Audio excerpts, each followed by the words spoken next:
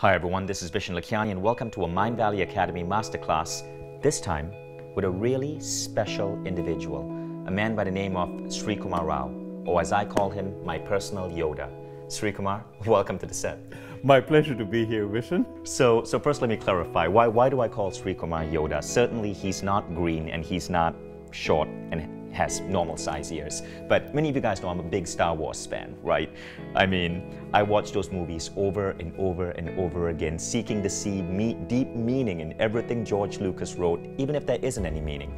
But what I mean by Yoda is that Srikumar has been a mentor for me, just like Yoda was a mentor for Luke Skywalker, and a very special kind of mentor, because he has this profound ability to dish out wisdom, like Yoda, that immediately wakens you up to new possibilities in life. So Srikumar, before we begin, I'd like to share a simple story of one precise moment where you shared with me one of your pieces of wisdom that made me awaken. So a couple of years ago, I was going through a really stressed out time. I happened to be visiting New York, which is where we are right now. This is Srikumar's home city. And we met up for coffee. And just from looking at me, he could tell that not all was well. And so he shared this poem with me. And at that particular point in my life, I was going through so much stress. The business I had the weight of the entire business on my shoulders. I had a book I had to write. My health wasn't in the best space, and it was profound stress. I'm sure you guys have been in that situation as well. And Srikumar read me a very interesting piece of poetry that was written in the 13th century by an Afghan refugee who was fleeing a Mongol invasion. Now this Afghan refugee, you may have actually heard of him. He's the poet Rumi, who today, 700 years later, is one of the most popular poets in America. And this is the poem that Srikumar shared. When I run after what I think I want, my days are a furnace of distress and anxiety. If I sit in my own place of patience, what I need flows to me and without any pain. From this I understand what I want also wants me, is looking for me and attracting me. There's a great secret in this for anyone who can grasp it. Reflect on that for a moment. I did. And as I did, stuff in me shifted. Within weeks, the stress melted away. Within weeks thereafter, I felt like my life was in a beautiful state of flow. Srikumar, how did you describe that regarding the universe and the crooked road? Could you share that? Oh, absolutely. What I meant, Vishen, is it seems as if the universe is bending itself to help you. It goes before you to make the crooked path straight. Anything that you need comes to you at precisely the time that you need it. It's miraculous. And that was what that state change was. Now, it is a state change. It's a completely different way of looking at the world. And we're going to attempt to give this to you. We're going to attempt to have you be Luke Skywalker and Srikumar be your Yoda for today. But because this state change is such a profound shift, we're going to focus on a piece of it, a piece that is very, very, very important to you guys who are watching. And that piece is resilience.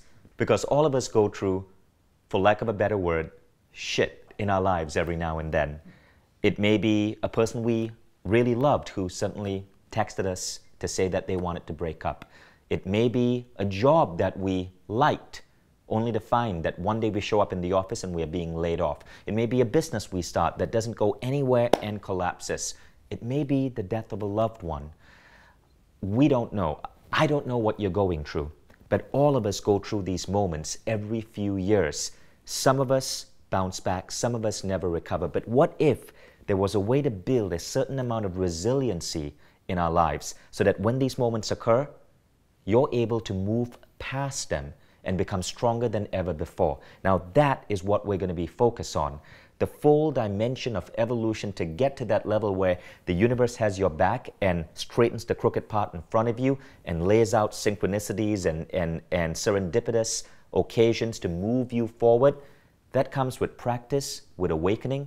That comes in the new program that we are launching with Srikumar Rao. But today, we're just going to focus on resilience. And what you're going to learn in this masterclass are 5 ideas that come one after the other that make you so resilient to any crap that might come your way. And if you have recently faced something, it's going to help you bounce back. So first, let's get started with Srikumar Rao. I want to tell you a little bit about this man beyond just the impact he's had on me.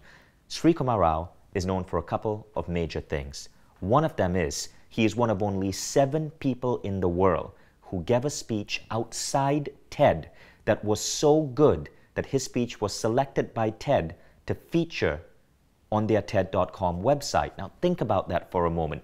TED.com is an organization that features speeches done on the TED stage, but there have only been 7 people in the history of TED, one of which was the great physicist Richard Feynman, whose speeches outside TED were picked up by TED to be featured on their website. Srikumar's speech is one of them. To this date, it's had about 800,000 views. It's pushing 1 million, and you can go check it out.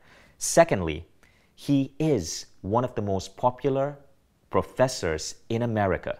Now what happened is Srikumar started teaching a course in Long Island University called Creativity and Personal Mastery. It got so popular, he was invited to teach it in Columbia and later business schools all around the country. The course in these schools got so popular, so many students wanted to enroll in them, that he had to set up multiple barriers because he couldn't take all of these students. These barriers included writing some 7 essays to get into the class. Now the class was, once you got in, was so profound on its impact on people that students who went for this class formed alumni associations. So they were alumni associations of students, not from just the university, but from the particular class that Srikumar invented. Creativity and personal mastery. These students paid tens of thousands of dollars to get into an MBA program and then had to go through multiple hurdles just to get into these packed classes. They were long wait lists to get in. And the reason was the profound impact that these man's teachings had on these students' lives. Here's what a couple of students had to say. So Howard Kaplan, who is a graduate from Harvard Business School, 1984, after learning from Srikumar Rao and attending Rao's classes, he said he was able to double his business, even in a lousy economy, start an amazing new business venture, got asked to serve on the board of a nonprofit, created 30 new relationships over 6 months, and his family's been telling him he has never been happier. This guy, Joshua Klenoff from Columbia Business School, said, transformed and improved every aspect of my life. Now, this is cool. I met my wife because of what I learned in this course. Started my company because of ideas it opened up.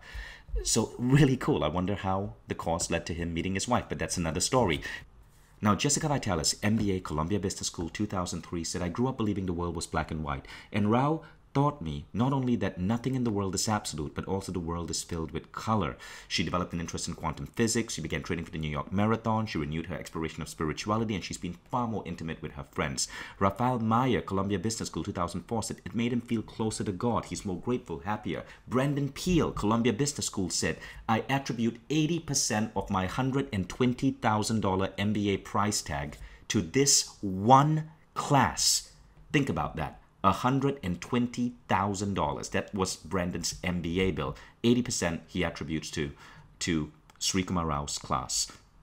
And one of the best things about the class, and you'll experience that too when you take this on Mindvalley's platform, because it has such a focus on community, is that you'll make new best friends. This inevitably happens when people are going through this class together. Dana Galen says, I'm now part of a larger community of peers thanks to Srikumar Rao's classes. Intelligent, successful, and motivated people who care about creating and living a life they love. Met my business partner through this class, and the bonding is unbelievable on so many levels. So those are just a few words from people who have learned under Rao, and I cannot wait to see the results you get. So let's get started. Now, when we designed this masterclass, I asked Srikumar to pick a topic that he felt would be most relevant to our audience. And that's how we arrived at this topic on bouncing back and resiliency. So let's get started with your training. First off, Srikumar Rao, I'd love for the audience to get to know you better. Yeah. Tell us, what made you as a professor decide to teach something that is so out there, for lack of a better word, different from conventional business school classes? Okay. Vishen, this course actually started as something that I needed for myself. Let me explain. I started my PhD at Columbia, and I dropped out and started working for corporations. And initially, I dropped out of Columbia Business School for a while to work as an executive at Warner Communications, and I was hugely successful. But then I got tired of corporate politics, and I decided, let me go to academia where there is no politics. I was sadly mistaken. I found out that politics is alive and well in academia. And after a few years, I felt stuck. I was really sorry for myself because I was stagnating. My peers had gone far ahead of me, and I was stuck in a university not doing particularly well and feeling really sorry for myself. All my life I'd been doing a lot of reading, spiritual biography, mystical autobiography that would take me to a nice place, and then I came back to the real world, and it sucked. And I remember thinking that if all of this is useful only if I was sitting quietly thinking peaceful thoughts and not when I came to the hurly-burly, then it's actually pretty useless. But somehow I knew it wasn't true. Somehow I knew this was very valuable, maybe even the only thing that was valuable. I just hadn't figured out how to make use of it. So one day I got my brilliant idea, which is, why don't I take the teachings of the world's great masters, strip them of religious, cultural, and other connotations, and adapt them so that they're acceptable to intelligent people in a post-industrial society. And the thought of doing something like that made me come alive. Forget about others. I needed to create this course for me. I was a marketing guy, so every time I came up with a bright idea, my immediate question was, will others be interested? Is there a market for this? My initial reaction was, I teach MBA students. We all know what motivates MBAs. Nobody is going to enroll for the course, and that was fine. If they did, wonderful. If they didn't, God bless them. I was going to create this course because I needed this for me. So I did. I offered it at Long Island University. It did well. I modified it and offered it again. It did better. Then I moved it to Columbia Business School, and after a couple of years, it exploded. It was the only course at Columbia Business School which was a university-wide draw. I had students from business school, from law school, from the School of International and Public Affairs, from journalism, from Teachers College, all over. So subsequently, it spread by word of mouth, and I've taught it at London Business School, at Kellogg, at Berkeley, and I'm still teaching it at major institutions. That's an amazing story. It's amazing how a university course, because I remember university, maybe I wasn't the stereotypical student, but I found most of my courses highly boring, and I barely remember a thing I learned in university. And I wish, you guys probably do as well, that when we had a chance to go to university, we could learn this type of teaching. That's pretty profound. The lessons of great masters applied to a post-industrial society. Love that. Now, what made you pick this topic to share with us today? Bouncing back and resiliency. We are all suffering a great deal of stress, Vishen, and the degree of stress is increasing. And I find increasingly persons feel that they are beaten, feel that life is against them. And it doesn't have to be so. As a matter of fact, I teach not resilience, but extreme resilience. In extreme resilience, you bounce back so quickly from adversity that somebody from outside would not even know that you've suffered a setback. And this is possible. It's possible for you. So at this point, let's go into the 5 ideas, Srikumar. And for those of you watching, you should have your workbook out and you should have a pen handy. Because if you're new to these Mindvalley Academy masterclasses, know that what we like to do is deliver really powerful information, but in a compressed time frame, right?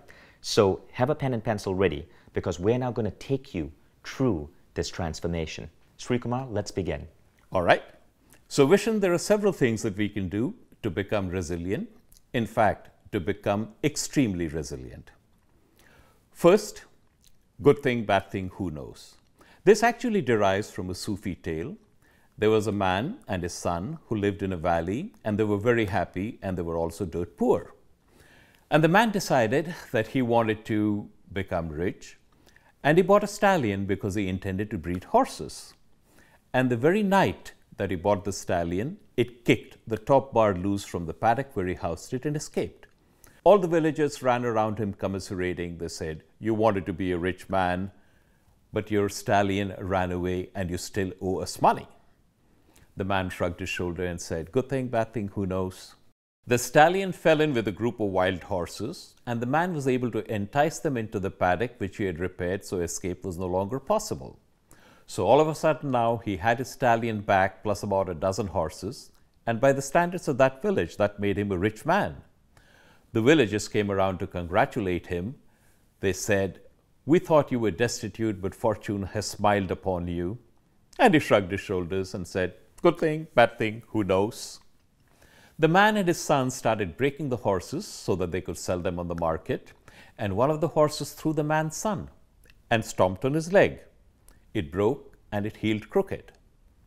The neighbors came around again and said, "He was such a fine young lad, and now he'll never be able to find a girl to marry him." He shrugged his shoulder and said, "Good thing, bad thing, who knows?"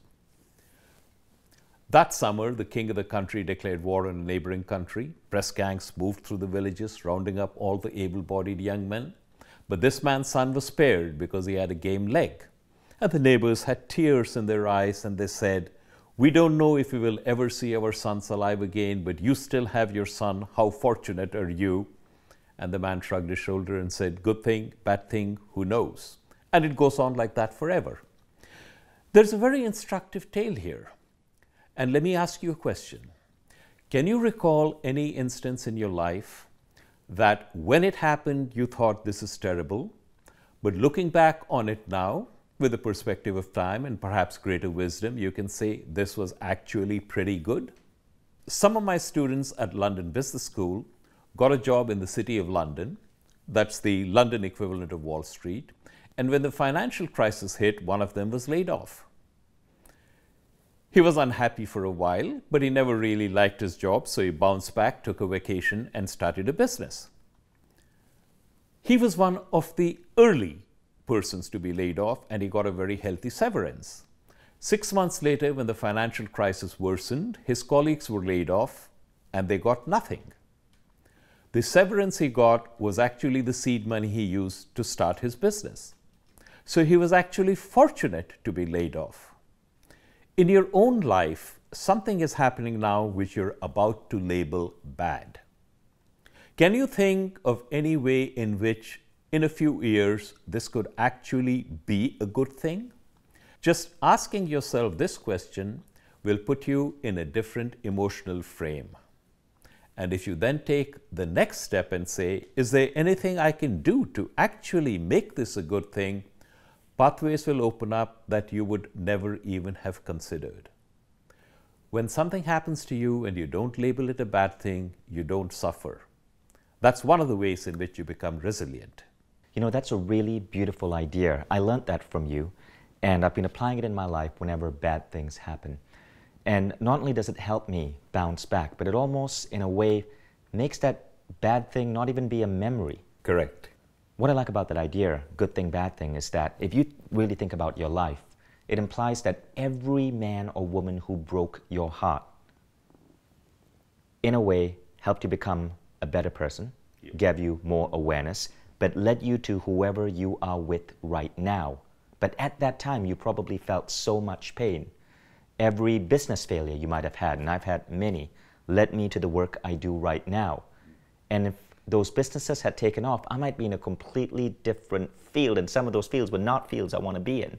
So it's a beautiful idea to apply in your life. Think about a situation in your life happening now or happened recently that you had thus labeled bad, and think about how this might actually be a good thing.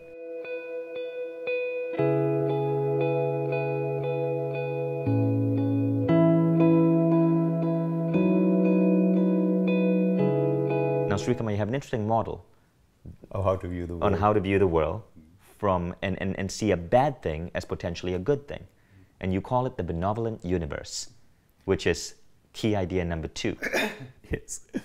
The benevolent universe actually is something that I stole from Albert Einstein.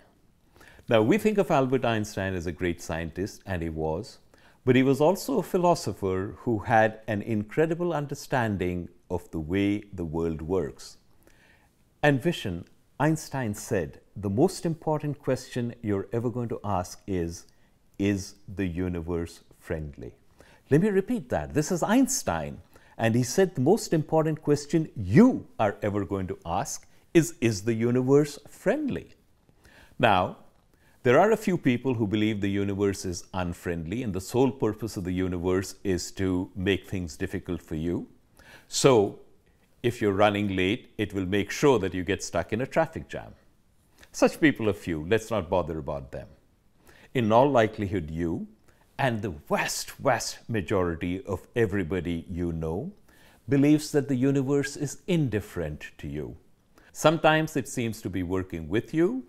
At other times, it's at cross purposes. And most of the time, it just does its thing. So you do your thing, the universe does its thing, it's not aware of you and couldn't care less. That's the universe we live in. But let's assume the universe is friendly. Friends don't shaft friends, do they? They don't.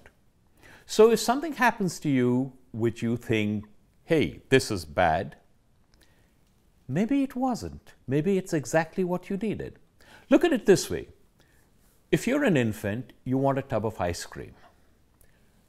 Your parents give you fruits and vegetables. You don't want fruits and vegetables. You want ice cream. And it's only much later when you have a different level of maturity and understanding that you can say, boy, am I grateful my parents gave me fruit and vegetables. In exactly the same way, the universe might be giving you something now that you don't want. But what if this was exactly what you needed at this precise moment for your learning and growth? Now, a little examination of this will tell you that regardless of whether or not the universe is friendly, if you believed the universe was friendly, your life would improve significantly. But what if the universe actually was friendly? Now, just because you recognize that a model is intellectually superior doesn't necessarily mean that you can adopt it. But there are things that you can do, and I will teach you this later, to adopt the benevolent universe model. So the benevolent universe was one of the most profound ideas I've been able to bring into my life. And for those of you who follow my training, you know that I speak about models of reality, and I talk about how we can have different models of reality of the world. Some empower us, some put us down. One of the models of reality I got from Srikumar Rao, which is in regards to the universe, was a very interesting model. And you shared this with me once. You said, Vishen, you do not, I'm paraphrasing of course, but you put this idea in my head that I am not trying to build a company for my own goals, but rather I've been summoned or chosen to build a company because what I am trying to do with Mindvalley is something that the universe wants to manifest, and thus the universe is in a way my boss. So I'm employed by a higher power, and a good boss, of course, lays out for you the right resources, the right assets, the right funding, the right people, so you can get your job done because he wants the job done. And that simple shift, that shift going from I had to push and create and struggle and to build what I want and get it out there in the world, to, oh look, there's this big guy out there who's laying the pot for me.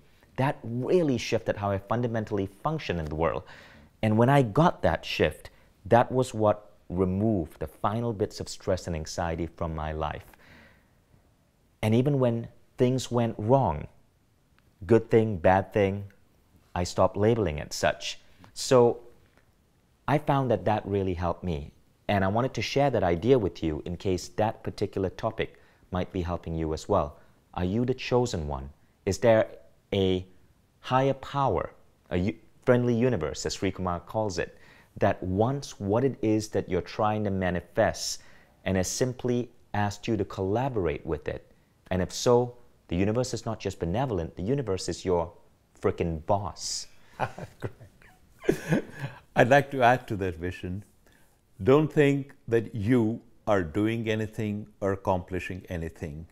You are an instrument through which the universe is expressing itself, and your job is to be the best darn instrument you're capable of.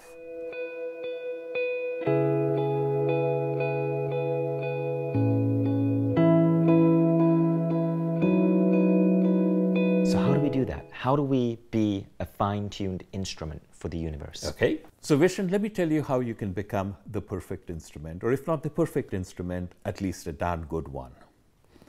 I'd like you to go back and think in terms of how you live your life. Most of us are trained to be goal-oriented.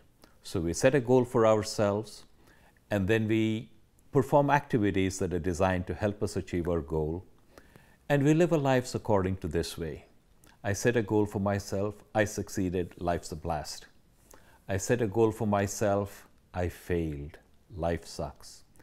We live our lives on a sinusoidal curve going between elation and despair, and we generally spend more time at the despair end of the spectrum. This is not a very nice way to live. There is an alternative, and this alternative makes us a better instrument for the universe to work through. And the alternative is the following. Forget about the goals. Goals are very important, but they're important only because they set direction. Once the direction has been set, don't give a second thought to the goal. Instead, clearly envision the activities that you have to undertake to reach your goal and put all of your emotional energy into the activity. That's what you think about. Forget about the goal. When you invest in the activities, when you invest in the process, two things happen. You actually start enjoying the journey. The journey is the only thing you have. The destination is a mirage. You're there today, you're off someplace else tomorrow. The journey is with you always.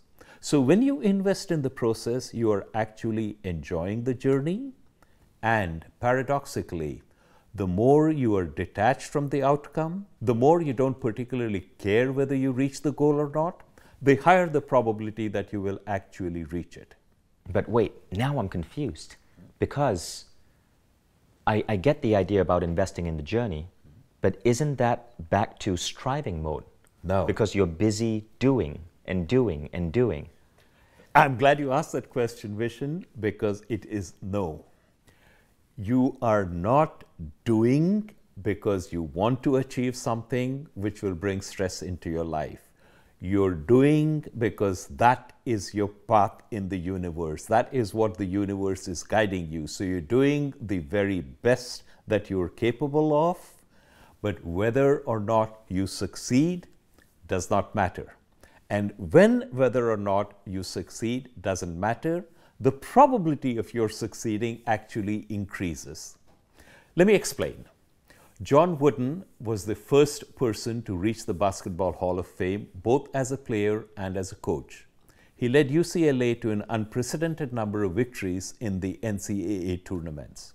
And he used to say, whenever I worked with a new team, I never talked about winning or outscoring opponents. I always talked about when it was over and you looked in the mirror, did you do the best that you were capable of? If you did the best you were capable of, the score doesn't matter. But if you did the best you were capable of, I fancy you'll find the score to your liking. That's exactly the way it works. You do the very best you can, but when you focus on the activities, you are not under stress. You are doing it because you're being an instrument. This is your path in life. Isn't that counter to what Napoleon Hill said in Think and Grow Rich, when he said, think about the what you want, but not the how. If you know the what, the how will come to you. Doesn't that mean that you should be focused on the goal? No. Go back to what I said. The what you want is the goal, and once you have established that, you have established direction. After you have established direction, you then let it go. You do not obsess about it. You do not look at it every 5 seconds and say, am I there yet? I see. You have patience in the universe doing what it needs to. You will do your part of it, which is all the activities that you have identified that lead to the goal, you will perform with the utmost diligence with every fiber of your being. I see what you mean.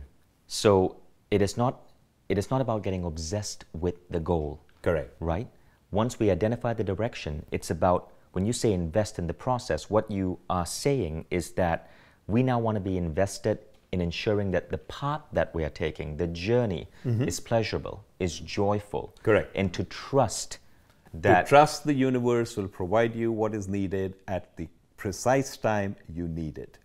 That is an important distinction. To trust that the universe will provide you what you need at the precise time you need it. Correct. I see. So do you guys see how this is coming together? You can see there's a lot to think about. You can see why this guy is like Yoda. In fact, he made me carry him on my back up the stairs to get to this room. If you're a Star Wars fan, you would have gotten that reference.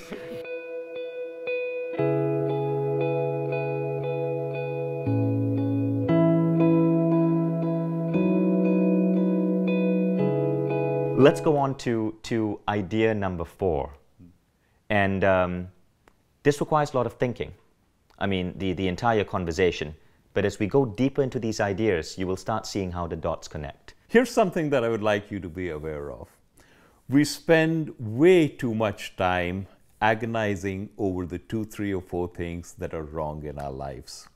More precisely, on the 2, 3, or 4 things that we've arbitrarily decided are wrong with our life. And we completely ignore the 40, 50, 60 things that are actually pretty darn good about our lives. So, flip that around. Consciously bring to mind how fortunate you are in so many ways and feel appreciation and gratitude. Now, I must stress that this is an experiential exercise, not an intellectual one. So you can't make a list and check things off. You can't say, good health, check. Food to eat, check. Roof overhead, check. It doesn't work like that. You have to genuinely feel gratitude, let it well up from the soles of your feet, go through your body, and come out through your mouth and your facial orifices. Immerse yourself. Should we take that off? No, leave it in. Why? Again, let's leave that in. If you are a type A person who lives in his or her head, it may take some time before you get from thinking gratitude to feeling gratitude. But if you do that, you will find that your experience of life is transformed. I recommend that you do this last thing at night, but don't stop doing it just once last thing at night. Do it many times during the day. And my wish for you, my vision for you, is that you live in a world where appreciation and gratitude is your normal, habitual emotional domain. And when you do that, you'll find that life is ever so much blessed, ever so much fun. I love the emphasis you placed on feeling gratitude till it comes out of your facial orifices. Yes. I love that. And by the way, I'm laughing so hard, there are tears coming out of my eyes. And that's what you want to have when you're really feeling gratitude. You know, why is the feeling so important? Why does the feeling make such a big further leap than simply having a list? If you have a list, it does not affect your emotions. When you feel something, it resonates in the very fiber of your being, and that is what makes transformation possible. I see. So it's the emotions that yes. we're in. It's not just making a list or seeing it. It's not just about the visualization. It's the feeling and the emotions. Right. Emotions are ever so much stronger than mere thoughts.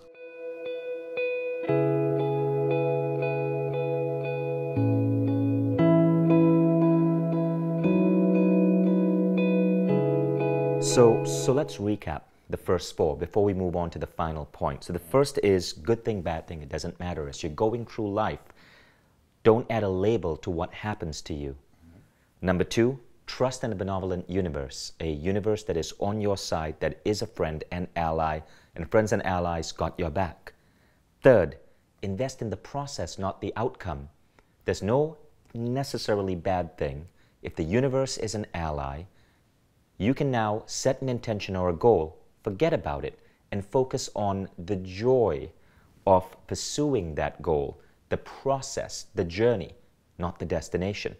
And fourth, to keep you aligned with the process, to keep you in the right emotional state, invest in gratitude. Practice gratitude as often as you can. Now, what is number 5? Well, number 5 is also a very powerful vision. And that is, you can reframe whatever reality you are facing. Let me give you an example of this. When my daughter was born, I had just finished my PhD at Columbia Business School, and I had a lot of friends who had children who were slightly older than my daughter. And they were very solicitous, and they came up and said, you know, I have a crib. Would you like a crib? I have a high chair. Would you like a high chair? What about a stroller? I have one that I'm not using. And I said, of course, bring them on. I saved a bundle doing that, and it's nice. When my son was born, unfortunately, I had no friends who were so giving, so he got new strollers, new high chairs, new cribs. It didn't strike me as any big deal, but my daughter was really upset. She came up and asked me, Daddy, how come my brother got new stuff and I had old stuff? I brushed it off. I thought it would go, but it didn't. She would keep coming up to me and she wanted to know why she got used furniture and my brother got new ones. It became apparent to me that I could not duck this issue. One day I had a flash of inspiration. So I went up to my daughter and said, I realize that you got used stuff. Your brother got new stuff. But there is something you got new, which is so much more important than anything your brother will ever get, that it more than makes up for that. In fact, if for the rest of your life you only get used stuff and he gets new stuff, this will still put you ahead. My daughter was puzzled. She didn't believe it, but she was also curious. So she said, what did I get new that my brother got used? So I leaned forward conspiratorially and said, you got brand new parents. Your brother got used parents. There was a moment, and then there was a big smile on her face, and that problem went away forever. It's a funny tale, but it's also an instructive tale, because you have the ability to reframe any situation which you are confronting. For example, your partner gets really angry at you. You recognize that it's not anything that you did, but that she has an emotional need. She wants to know that you support her. She wants to know that you care for her. Can you see beyond the expression of anger to there is a need she has that you can fulfill? There are many different occasions when you see this is what happens. And the way you see this is what happens is part of the problem. You can look back and say, I think this is the way it happens, but here is another way of looking at it, and when you use that other way of looking at it, the problem dissolves. Reframing is an extremely powerful technique. You have to learn to use it and experiment with it, but try it. I love that idea. Reframing is a really, really powerful concept. A couple of weeks ago, and I'll share this as an example so you guys really have this sink in. I was traveling from Estonia, which is where my family spends every Christmas because my wife and kids are Estonian, to Kuala Lumpur, which is where Mindvalley's office is based. And we had to fly through Istanbul airport where we had a transfer. What we didn't know is that we were about to fly into the biggest snowstorm in Istanbul in decades, and our plane couldn't land. So we got flown to a tiny town near the Black Sea called Samsun, and there we were stranded for for God knows how long, right? There was no message, no word. Thousands, tens of thousands of travelers in Turkey were stranded. And we were put up in a really, really, really bad hotel, a 3-star hotel, my wife, my kids, my in-laws, and no one could speak any English. We had no communication. We didn't know what to do. And after a day and a half over there, I was so upset. I was angry. I'd been on the call with the airlines for hours. I decided, you know, I can choose to be angry and upset, or we can just turn this into an adventure. I wanted to get home because I had a busy day at the office, but I realized that I was actually with my family and my kids, and I was in this new country that they had never been to before. So rather than continue waiting for the airline, I booked a flight, any flight I could get on, to the next nearest big city that at least had something touristy to do. We flew to Ankara, Turkey, and we spent 2 days in Ankara with my kids. And it was 2 of the most beautiful days ever. What was meant to be me stranded ended up being an incredible family holiday. I got to spend time with my kid exploring the old city, all because of that reframe. And so what ended up being stranded turned into an incredible adventure with my son and my daughter and my family. And now when I think back about that, I don't even feel any stress or any anger towards what happened. I see it as a gift from the universe that got me to pluck myself out of, another regular busy business day, and it gave me 2 extra days with my kids in an environment I could never have logically planned myself. So that's the power of the reframe.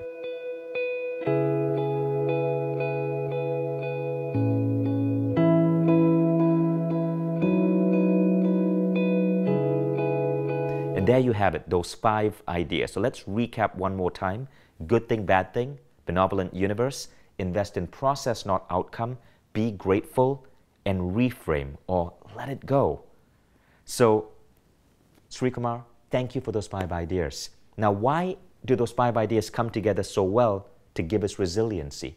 Let's talk about what resilience is. Resilience is when something happens that deforms you, and then you go back to what you were like before. Now, when something happens that deforms us, we're generally talking about a life event that is not the way we would like it to be, right? But the universe is always going to be doing stuff to you. You are in the human predicament. As long as you're in the human predicament, stuff will happen.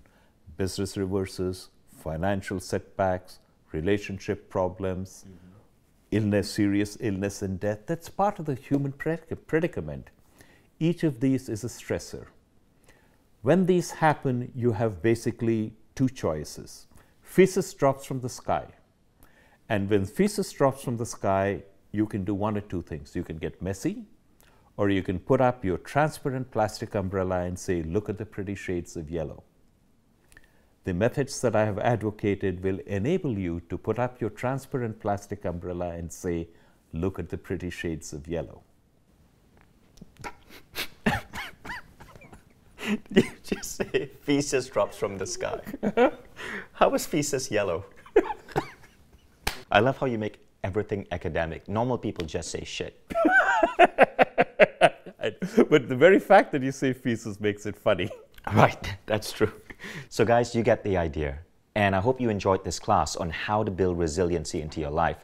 Now keep in mind that Yoda here doesn't just teach resiliency. What he actually teaches is one of the most profound courses that business school graduates are taking all around the world. And there's a long line to get into these classes. He also teaches a 3-month program in New York City. It's 3 days a month for 3 months. It's a $10,000 program called Creativity and Personal Mastery. You can study with Srikumar Rao in one of these programs that's happening in New York over 3 months. But because I'm such a fan of his work, I've been working with Srikumar Rao for the past couple of months to create a Mindvalley version of his program. And this is on our Quest platform. It is a 45-day program, and I'm really excited to tell you guys about what we've put together. Now, this program is available for a really, really negligible price because when we release these programs to our Mindvalley community, we typically have, on average, 2,000 to 3,000 students enroll at once. And this is actually a really important fact because our new Quest platform is designed to take these thousands of students and have them go through a program over 45 days as a cohort, as a community. This was actually, interestingly enough, a key principle of Srikumar Rao's class. He based it on the Buddhist idea of Sangha. Explain Sangha for a moment. In Buddhism, there are 3 pillars, and one of the pillars is Sangha, which is the community of those who are on the path. And there is the recognition that as you travel on this path, there are times when you're going to feel drained, depressed, and have no energy. At that time, somebody else in the path will serve as a shoulder that you can lean on. There are other times when you're going to be strong and somebody else needs help, and you will provide a shoulder.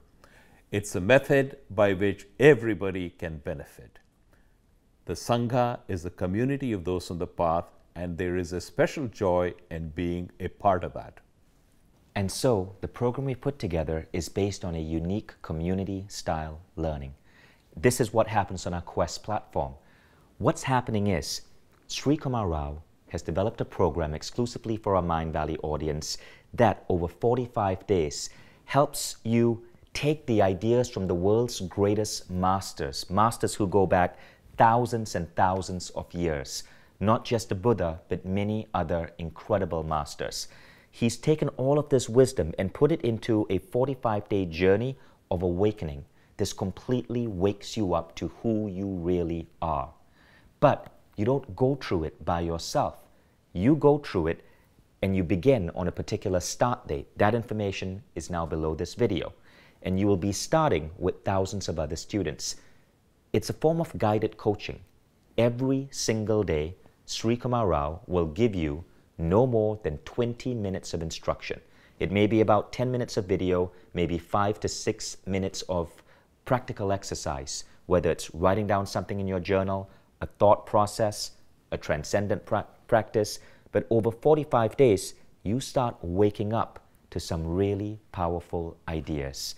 It's a journey of awakening to your true potential that you're taking with thousands of students. Now, let me tell you what is covered in this journey, because at the end of 45 days, a couple of really incredible things start happening to you. You are no longer the old version of yourself. You have shed that skin, and this wisdom from many masters has now infused you. You become a different person. This is why Srikumar Rao's Creativity and Personal Mastery program in universities has become one of those rare university classes where fathers have their sons come back and enroll in these classes. It spans generations, and it's so packed because of word of mouth, because it shifts people, it awakens them. So there are 7 things that are going to be covered in this program. Take a look and see if this is something you want to enroll into, because you can see the impact this man has had in my life, and I know it's going to be the same for you. Now, the first item, Srikumar, is being comfortable with ambiguity. Explain that for us really quickly. Oh, certainly. We all want to have certainty. We want to know what's going to happen tomorrow, the day after, and the day after. But life doesn't work that way. With the best will in the world, you set off to achieve an outcome, and it doesn't happen. When you take this program, you're not concerned about whether or not a particular outcome that you desire will come to pass. No matter what happens, you have great confidence in your ability to behave appropriately and deal with it as necessary. And that gives you an incredible confidence to do bolder things in life. Absolutely, yes. Now, number 2, the second thing you learn is how to improve your relationships across the board. Actually, Vishen, you don't consciously learn to improve your relationships. Your relationships improve automatically. But why is that? Because what happens is we tend to live our lives in a me-centered universe. We're always looking at what's the impact on me.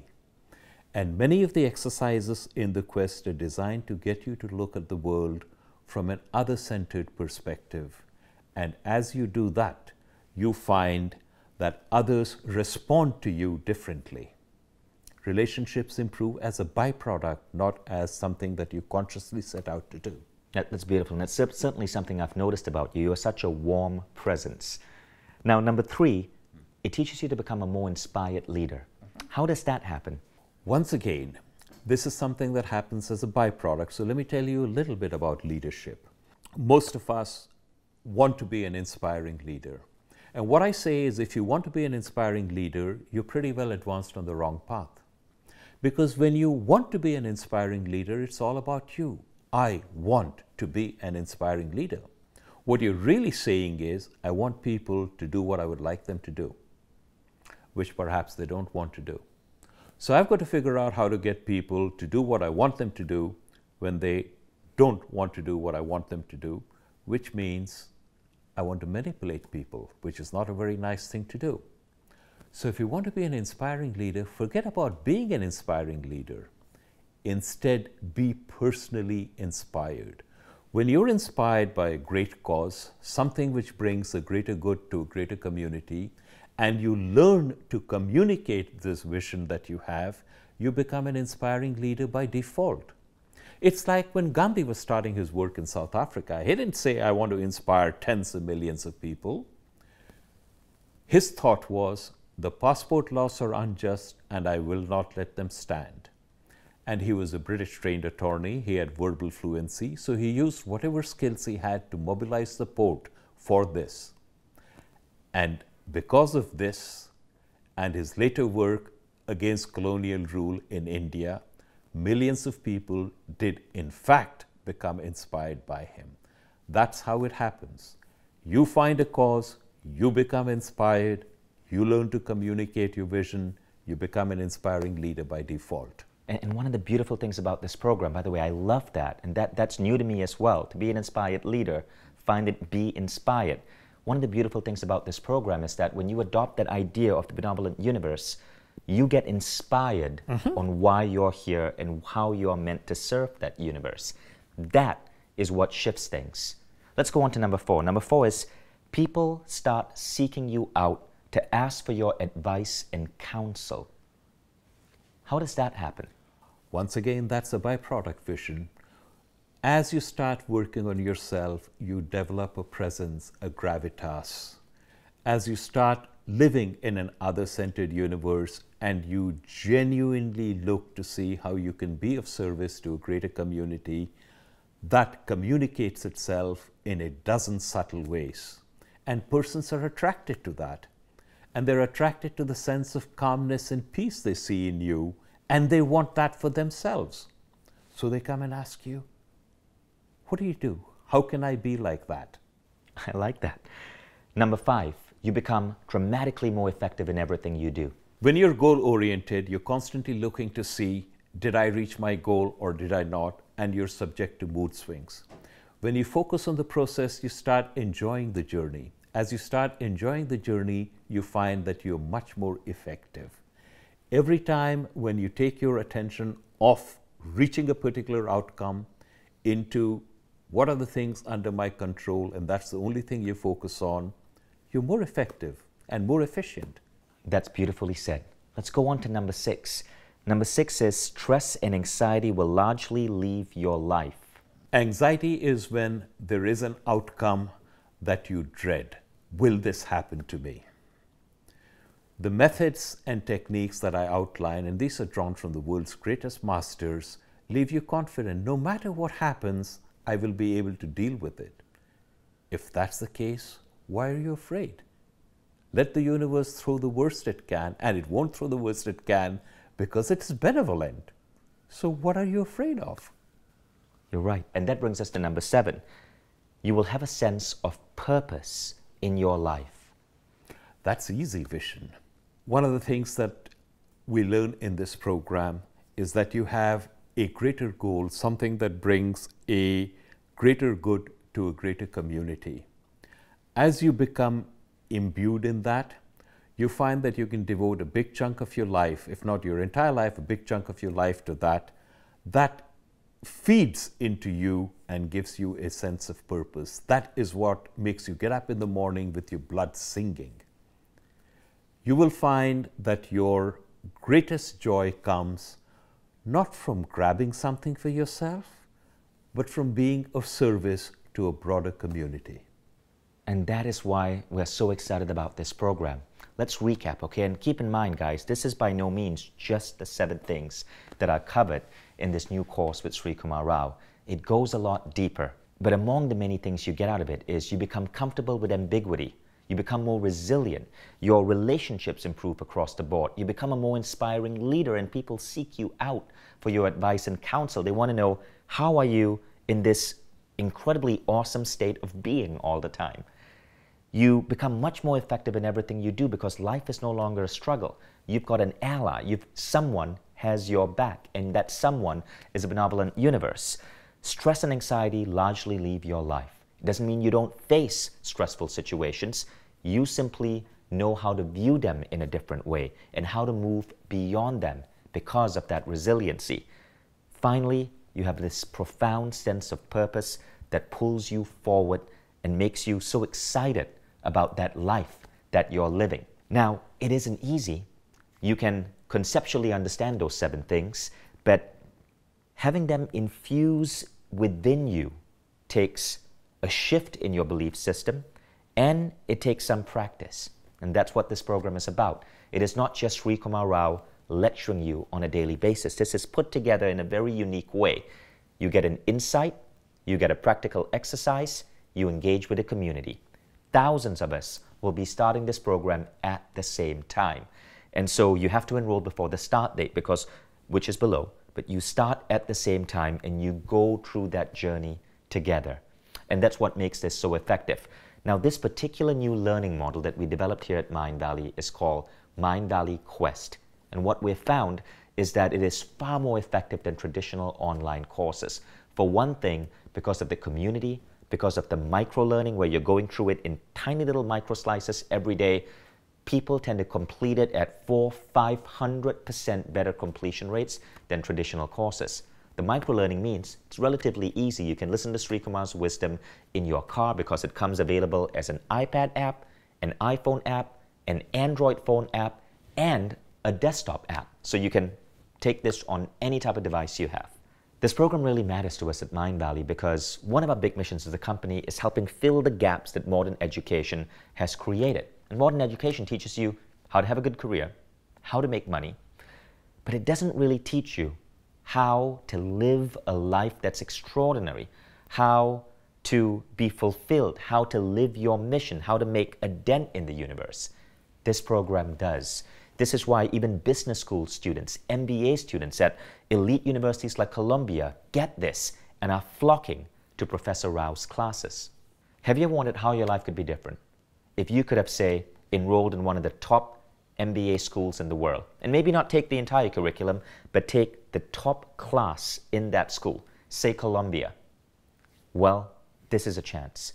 And you'll find that the cost of this is just a fraction of what a traditional university would charge for this type of knowledge. And this is some of the most important knowledge you can bring into your life. So as a thank you for watching this masterclass, you can enroll below. And you also get a special unlock discount because we know you just spent an hour watching this class and we appreciate that. So don't close this page because that unlock bonus is only on this page for people who have watched that masterclass. You can enroll on this page, save even more, and be part of this beautiful, incredible community that's going to be studying with my mentor, my Yoda, Professor Srikumar Rao, and a guy who has had a profound impact on thousands of lives. All the information is below, and I look forward to seeing you in this program. Srikumar Rao, any parting words? Yes. It's an honor and privilege to be with you, and I look forward to being your guide in the near future. So thank you, guys. I'll see you in this program. See you there, and looking forward to it. All the information is right below.